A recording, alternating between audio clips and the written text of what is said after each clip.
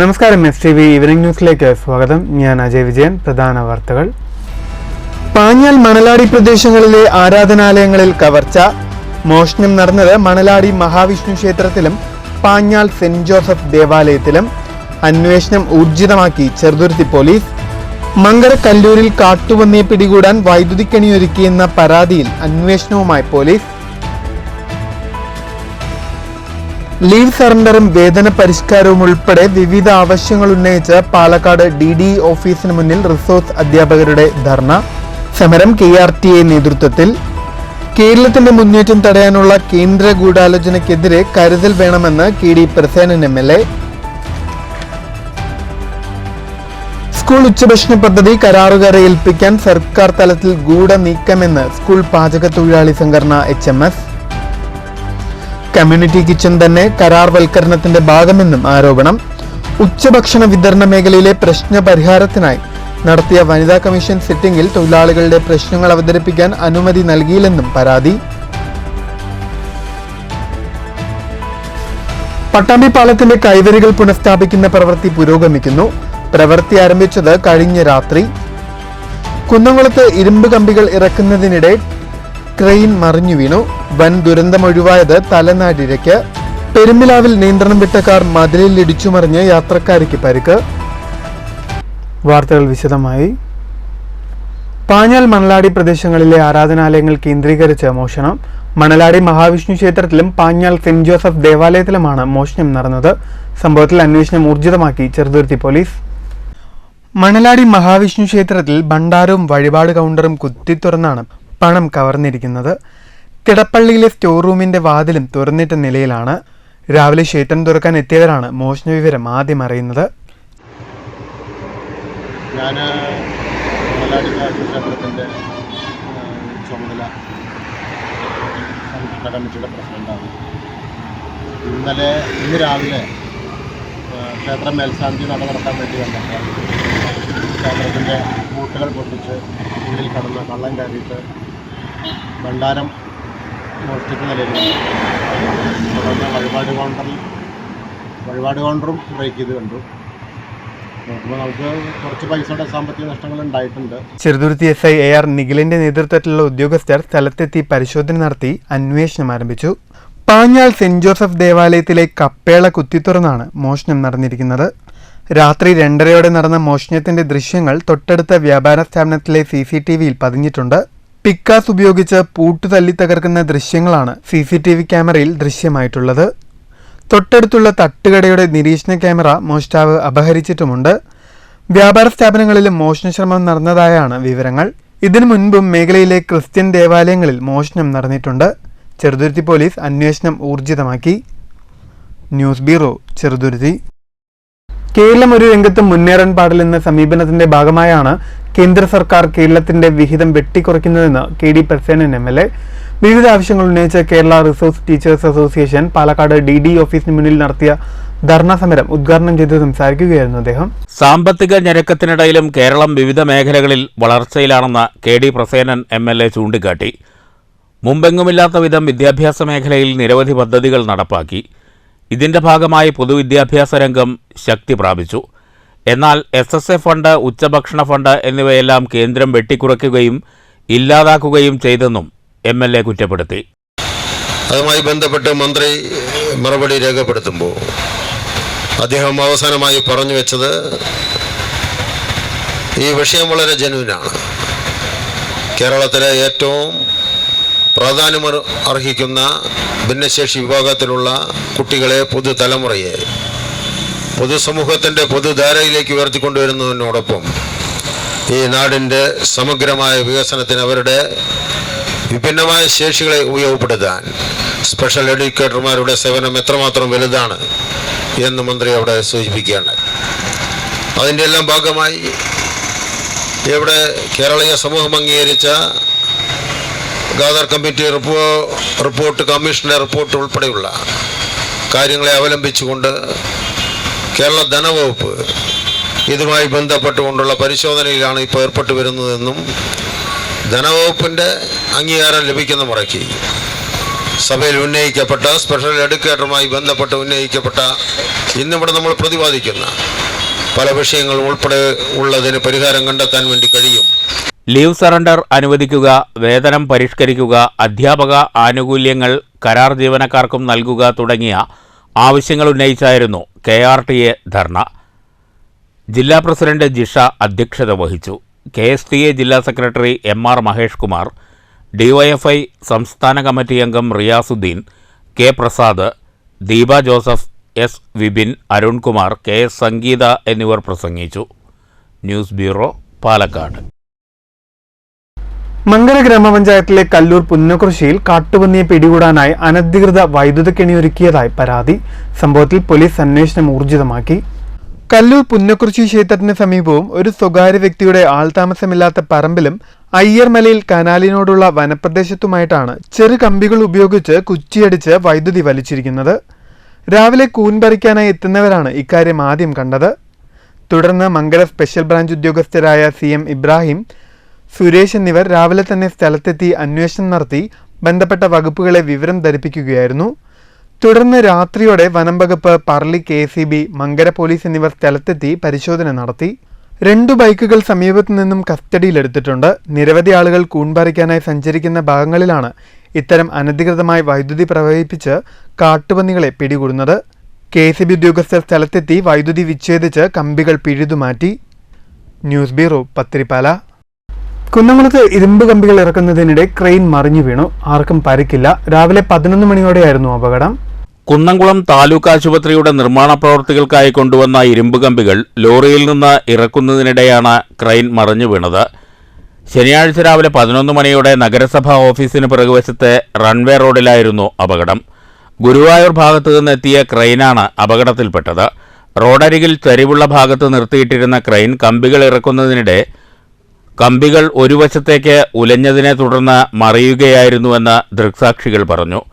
അതേസമയം ക്രെയിൻ സമീപത്തെ ആൽമരത്തിൽ തട്ടി വീണതിനാൽ റോഡരികിൽ നിർത്തിയിട്ടിരുന്ന ട്രാവലറുകളിൽ തട്ടിയില്ല. കൂടാതെ ഈ സമയത്ത് റോഡിൽ ആളുകളില്ലാതിരുന്നതും വൻ ദുരന്തം ഒഴിവാക്കി. ക്രെയിനിൽ ഡ്രൈവർ ഉണ്ടായിരുന്നെങ്കിലും പരിക്കേൽക്കാതെ രക്ഷപ്പെട്ടു. അപകടത്തെ തുടർന്ന് വൺവേ റോഡ് പൂർണ്ണമായും ബ്ലോക്ക് ചെയ്തു.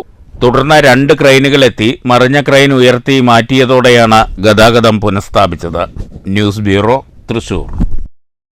പട്ടാമ്പി പാലത്തിന്റെ കൈവരി പുനഃസ്ഥാപിക്കുന്ന പ്രവൃത്തികൾ ആരംഭിച്ചു. കഴിഞ്ഞ ദിവസം രാത്രിയോടെയാണ് പ്രവൃത്തികൾക്ക് തുടക്കമായത്. ഒരു ദിവസം പൂർണ്ണമായും ഗതാഗതം നിരോധിച്ച് പ്രവൃത്തി പൂർത്തിയാക്കുമെന്നാണ് നേരത്തെ അധികൃതർ അറിയിച്ചിരുന്നതെങ്കിലും നിലവിൽ ഭാഗികമായ പ്രവൃത്തികൾ മാത്രമാണ് പൂർത്തിയാക്കിയിട്ടുള്ളത്. പട്ടാമ്പി പാലത്തിലൂടെ പോകുന്ന ഏതൊരാളുടെയും ജീവന്റെ വിലയുണ്ട് ആ യാത്രയ്ക്ക് എന്ന് ഓർമ്മപ്പെടുത്തുന്ന ദൃശ്യമാണിത്. അത്യാഹിത വിഭാഗത്തിൽപ്പെടുന്ന ആംബുലൻസിന് പോലും പാലത്തിലൂടെ കടന്നുപോകാൻ പ്രയാസപ്പെടുന്ന കാഴ്ച.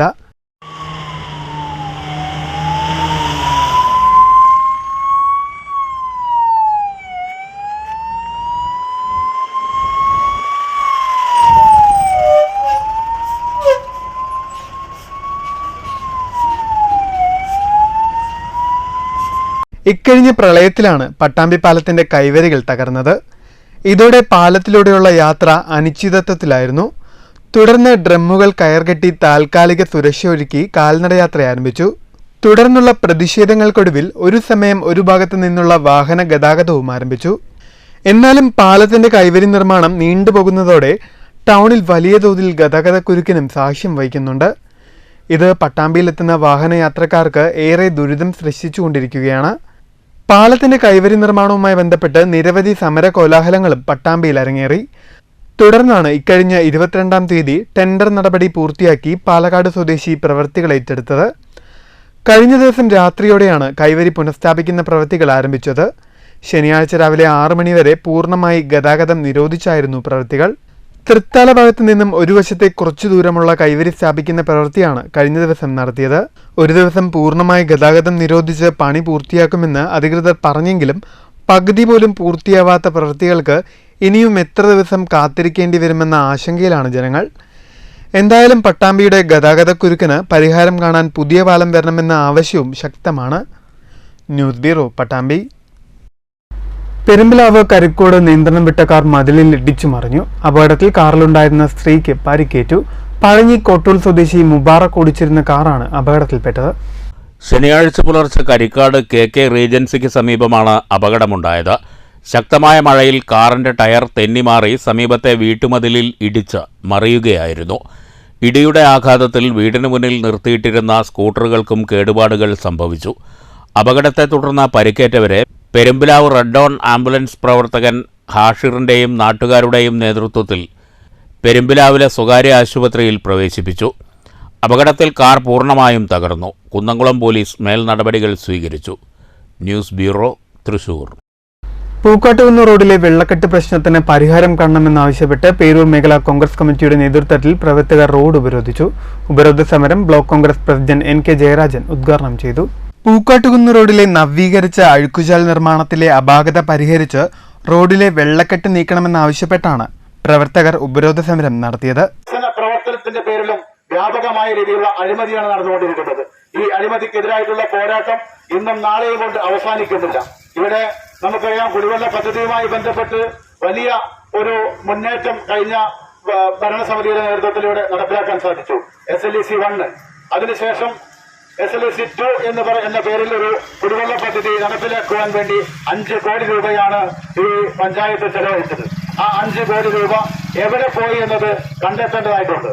ഈ 5 കോടി രൂപ മണ്ണിൽ കുഴിച്ചിട്ടുകൊണ്ട്, അതുപോലെ തന്നെ ഈ CPM നേതാക്കന്മാരുടെ വയറ്റിൽ കുഴിച്ചിട്ടുകൊണ്ട് അതെല്ലാം അട്ടിമറിച്ച് പുതിയ ഒരു പദ്ധതിയായി 29 കോടി രൂപ പാസാക്കാൻ വേണ്ടി തീരുമാനിച്ച് അതിന്റെ നടപടിക്രമങ്ങളുമായിട്ട് പഞ്ചായത്തും അധികാരികളും മുന്നോട്ട് പോയിക്കൊണ്ടിരിക്കുകയാണ് എന്നാണ് അറിയാൻ സാധിച്ചത്. പരിപാടിയിൽ മണ്ഡലം പ്രസിഡന്റ് UP രവി അധ്യക്ഷനായി. UT Raju, PS Nasar, K Premdas, T Shaji, Murali അതിർക്കാട്, K Suresh, Ravikrishnan, Ramakrishnan തുടങ്ങിയവർ സംസാരിച്ചു. ഏകദേശം 3,90,000 രൂപ ചിലവിൽ അഴുക്കുചാൽ നവീകരിച്ചെങ്കിലും വെള്ളക്കെട്ടിന് പരിഹാരമായില്ലെന്നാണ് പ്രവർത്തകർ ആരോപിക്കുന്നത്. അശാസ്ത്രീയമായ നിർമ്മാണത്തെ തുടർന്നാണ് വെള്ളക്കെട്ടുണ്ടായതെന്നും മഴ പെയ്താൽ പ്രദേശം ചെളിക്കുളമാകുമെന്നും പ്രവർത്തകർ പറയുന്നു. ഇതിനെതിരെ വിജിലൻസിന് പരാതി നൽകുമെന്നും സമരക്കാർ മുന്നറിയിപ്പ് നൽകി. News bureau, Pathiripala. സ്കൂൾ ഉച്ചഭക്ഷണ പദ്ധതി കരാറുകാരെ ഏൽപ്പിക്കാൻ സർക്കാർ തലത്തിൽ ഗൂഢനീക്കമെന്ന് ആരോപണം. നീക്കത്തിൽ നിന്ന് സർക്കാർ പിന്മാറണമെന്ന് സ്കൂൾ പാചകത്തൊഴിലാളി സംഘടന HMS രക്ഷാധികാരി തേറമ്പിൽ ശ്രീധരൻ പാലക്കാട്ട് വാർത്താസമ്മേളനത്തിൽ ആവശ്യപ്പെട്ടു. പാചകത്തൊഴിലാളികളെ സർക്കാർ ജീവനക്കാരായി അംഗീകരിക്കാൻ ഉമ്മൻചാണ്ടി സർക്കാർ കൊണ്ടുവന്ന നിയമ ഭേദഗതി ഇടത് സർക്കാർ അട്ടിമറിച്ചെന്ന് തേറമ്പിൽ ശ്രീധരൻ ആരോപിച്ചു. തുച്ഛമായ വേതനം ലഭിക്കുന്ന പാചകത്തൊഴിലാളികൾക്ക് മാസവേതനം ഉൾപ്പെടെ തടഞ്ഞുവച്ചിരിക്കുകയാണ്. നിലവിൽ പാചകത്തൊഴിലാളികളായവരെ പിരിച്ചുവിടാനുള്ള സർക്കാർ നീക്കത്തിനെതിരെ ഹൈക്കോടതിയെ സമീപിച്ചിട്ടുണ്ട്. കേന്ദ്രം ഫണ്ട് നൽകാത്തത് ഉച്ചഭക്ഷണ വിതരണത്തെ ബാധിക്കുന്നുവെന്ന പ്രചരണം പുകമറ സൃഷ്ടിക്കലാണ്. സ്കൂൾ പാചകത്തൊഴിലാളികളെ ഒഴിവാക്കി കമ്മ്യൂണിറ്റി കിച്ചൺ സംവിധാനം കൊണ്ടുവരാനുള്ള നീക്കം നിരവധി പേരെ തൊഴിൽ രഹിതരാക്കും. കമ്മ്യൂണിറ്റി കിച്ചൺ സ്ഥാപിക്കുന്നത് തന്നെ കരാർവൽക്കരണത്തിൻ്റെ ഭാഗമായാണ്. ഉച്ചഭക്ഷണ വിതരണ മേഖലയിലെ പ്രശ്നപരിഹാരത്തിനായി നടത്തിയ വനിതാ കമ്മീഷൻ സിറ്റിംഗിൽ തൊഴിലാളി പ്രശ്നങ്ങളുടെ അവതരണത്തിന് അനുമതി നൽകിയില്ല.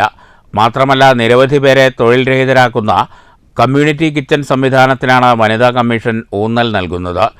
തൊഴിലാളി വിരുദ്ധ നടപടികളിൽ നിന്ന് സർക്കാർ പിന്മാറിയില്ലെങ്കിൽ ഹൈക്കോടതിയെ സമീപിക്കുമെന്നും ശ്രീധരൻ തേറമ്പിൽ പറഞ്ഞു. ആദ്യം കുടുംബശ്രീ ആശാവർക്കേഴ്സ് എന്നൊക്കെ പറയും. അത് കഴിഞ്ഞാൽ അത് ശരിയാവില്ല വന്നിട്ട് കരാറുകാരെ ഉണ്ടാക്കിയിട്ട് നിർത്തിയേക്ക്. വേദിയുള്ള കാലത്ത് കൊല്ലം കുണ്ടറ നിയോജകമന്ത്രി സ്ഥലം വടകരയില് മറ്റേ ജനതാ മന്ത്രി ശേഷം ഈ 2 സ്ഥലത്തും ശക്തമായ സമരം സംഘടിപ്പിച്ച് നമ്മുടെ ഈ യൂണിയൻ സംഘടിപ്പിച്ചതൊക്കെ ഒഴിവാക്കി. പിന്നെ ഇപ്പോൾ പ്രധാന അധ്യാപകരെ കൊണ്ടാണ് ഇപ്പോൾ ധാരാളം മാധ്യമങ്ങൾ പറഞ്ഞിട്ടുണ്ട്. ഞങ്ങൾക്ക് പറ്റില്ല അവർക്ക് ഈ കുട്ടികൾക്ക് ഉള്ള തുക കിട്ടാൻ വരും ഇവർക്ക് കിട്ടില്ല. ഇന്നാള് ഞാൻ വനിതാ കമ്മീഷൻ്റെ കാര്യം പാലക്കാട് നടന്നുകൊണ്ട് അവിടെ വയ്ക്കുന്നത്. വനിതാ കമ്മീഷൻ അതിന് മുമ്പ് പറയാം, നിങ്ങൾക്കറിയില്ലേ സാമ്പത്തിക ബാധ്യത സർക്കാരിന് ഈ പാവപ്പെട്ട തൊഴിലാളികളോട് പറയാം, നിങ്ങളത് മനസ്സിലാക്കണ്ടേന്ന്. എത്ര ഇതായിട്ടുള്ള വനിതകളാന്ന് പറയുന്നുണ്ട്. അങ്ങനെ ഇപ്പോഴുള്ള വിദ്യ എന്താ വെച്ചാൽ ഹൈക്കോടതിയിൽ ഞങ്ങൾ 2 കേസ് കൊടുത്തിട്ടുണ്ട്.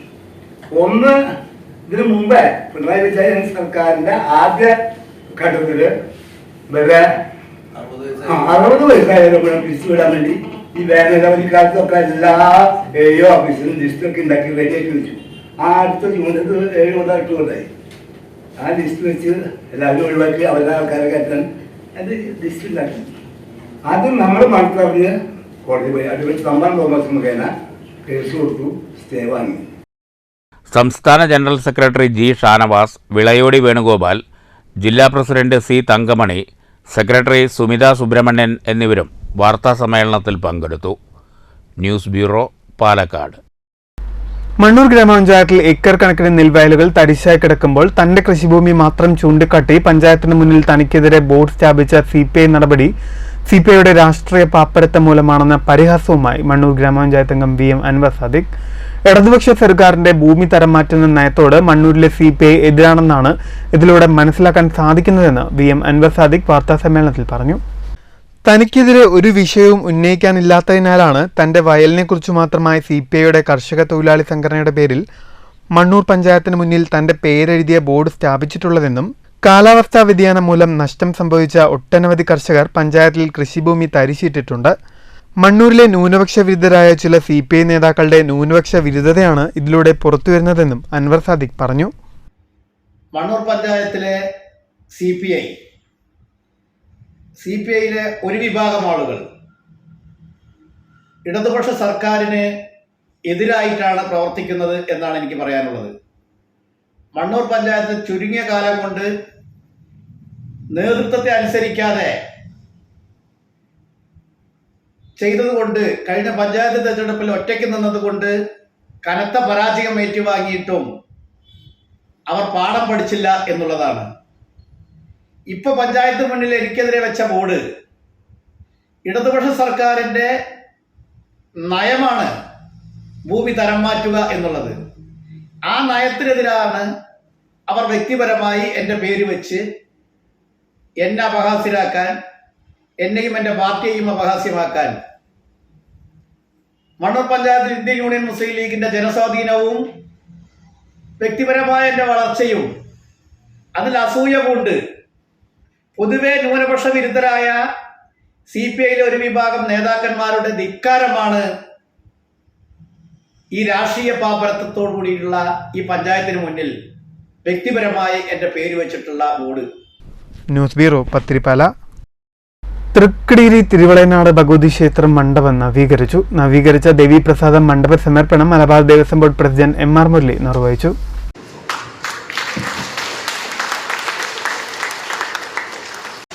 ക്ഷേത്രങ്ങളോടനുബന്ധിച്ച നിർമ്മാണ പ്രവർത്തനങ്ങൾ, ക്ഷേത്രങ്ങളുടെ നവീകരണ പ്രവർത്തനങ്ങൾ എന്നൊക്കെ പറയുന്നത് സാധാരണ കാര്യമില്ല.